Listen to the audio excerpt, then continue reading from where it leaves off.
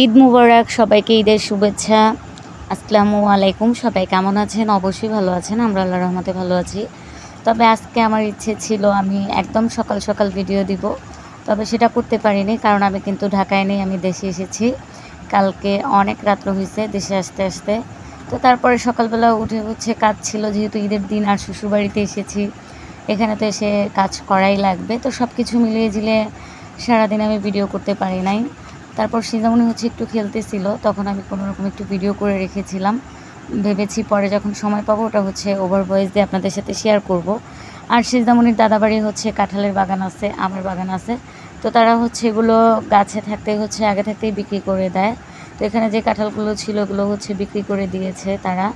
তারপরেও সিজামণিদের আরও অনেক কাঁঠাল থাকে, আমও হয় অনেক, তাদের থেকে নিয়ে মানুষ বিক্রি করে বাইরে বাজারে।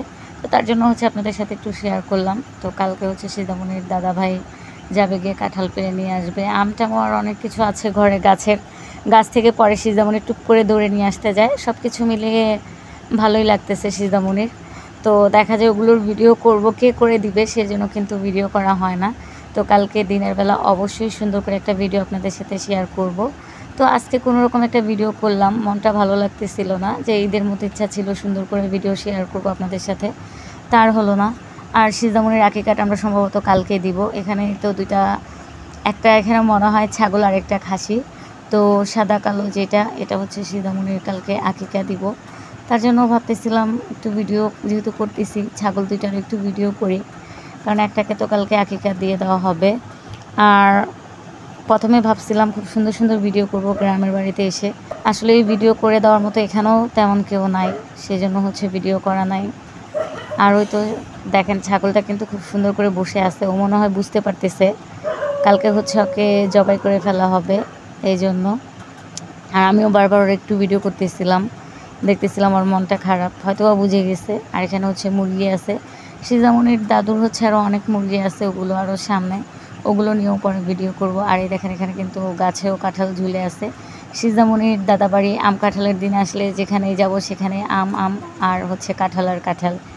এই তো সব কিছু মিলিয়ে ঢাকা থাকলে মনে হয় কি ফ্রেশ আম পাইলে খাবো, খুব মজা করে খাবো।